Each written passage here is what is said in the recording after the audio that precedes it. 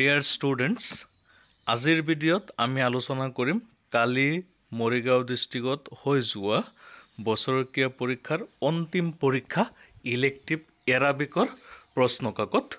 এই প্ৰশ্নকাকতখন তোমালোকৰ কাৰণে আগবঢ়াইছো, তোমালোকে চাবা। তোমালোকৰ পৰীক্ষা কেনেকুৱা হৈছে সেই বিষয়ে তোমালোকে নিজৰ মতামত আগবঢ়াবা। আৰু যিসকলে চেনেলটো এতিয়াও সাবস্ক্ৰাইব কৰা নাই তোমালোকে সাবস্ক্ৰাইব কৰি দিয়া, যেহেতু নৱম শ্ৰেণীৰ পৰা দশম শ্ৰেণীলৈ যাবা আৰু দশম শ্ৰেণীৰ সকলো ধৰণৰ মেটেৰিয়েলছ ইয়াত তোমালোকে পাবা। গতিকে চেনেলটো সাবস্ক্ৰাইব কৰি দিয়া আৰু এতিয়া বলা ভিডিঅ'টি ষ্টাৰ্ট কৰোঁ।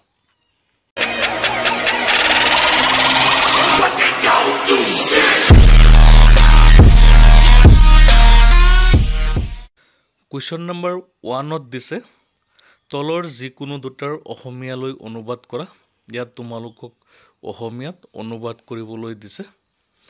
2 নম্বৰত দিছে আৰবিত উত্তৰ দিয়া যিকোনো 10টা। ইয়াত তোমালোকক প্ৰশ্ন কৰা হৈছে 10টা প্ৰশ্নৰ উত্তৰ দিবলৈ দিছিল। কুৱেশ্যন নম্বৰ 3 তলৰ শব্দবোৰ অৰ্থপূৰ্ণ বাক্য হোৱাকৈ সজোৱা। ইয়াত এই ইংলিছত যেনেকৈ আমি পাইছিলোঁ জাম্বল ৱাৰ্ড বুলি কোৱা হয়, উলট পালটকৈ দিয়া থাকে বা ৱাৰ্ড অৰ্ডাৰ, তেনেকৈ সজাই লিখিব লাগে, সম্পূৰ্ণ বাক্য বনাব লাগে। কুৱেশ্যন নম্বৰ 4 তলত দিয়া শব্দবোৰ আৰবিত লিখা।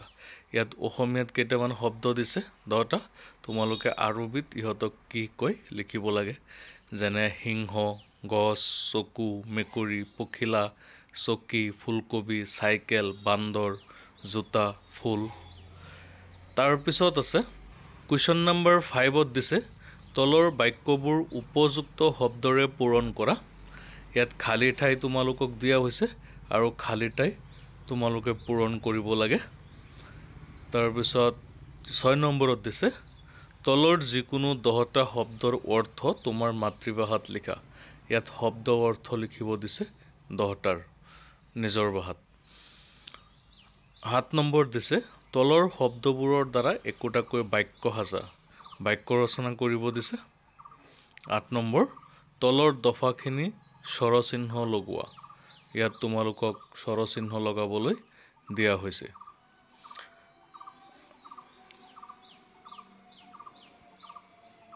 9 নম্বৰত এটা অংশৰ লগত আৰু এটা অংশ মিলাব দিছে।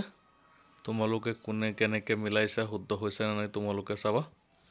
কুৱেশ্যন নম্বৰ 10ত দিছে বিপৰীত অৰ্থবোধক শব্দ লিখা, মানে বিপৰীত শব্দ লিখিব লাগে। এইটো তোমালোকৰ 10 নম্বৰ কুৱেশ্যনত দিয়া হৈছে।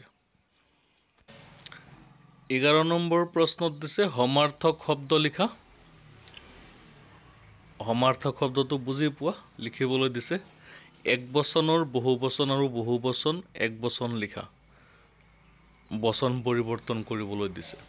তাৰপিছত 13 নম্বৰত দিছে অসমীয়াত উত্তৰ দিয়া সৰ্বনাম কাক বোলে, জেৰ জবৰ পেছৰ আৰবী নাম লিখা, তনভিন কাক বোলে, হৰুফ মানে কি, এনেকৈ তোমালোকক অসমীয়াত উত্তৰ কৰিব দিছে। আৰু 14 নম্বৰত দিছে আৰবীলৈ অনুবাদ কৰা, অৰ্থাৎ ট্ৰান্সলেশ্যন কৰিব দিছে।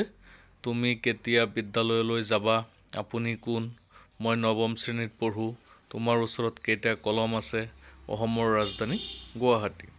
এইখিনি প্ৰশ্ন এৰাবিকৰ কালি তোমালোকৰ পৰীক্ষাত আহিছে। আৰু পৰীক্ষা কেনেকুৱা হৈছে সকলোৱে কমেণ্ট কৰি জনাবা।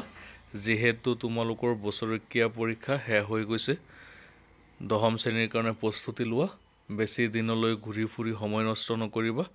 অলৰেডি বহুখিনি ষ্টাডি কৰিলেই।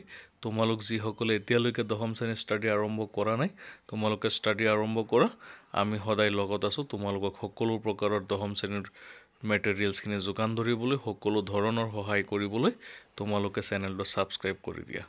ধন্যবাদ থাকিল আৰু আগতীয়াকৈ নতুন শ্ৰেণীৰ শুভেচ্ছা থাকিল।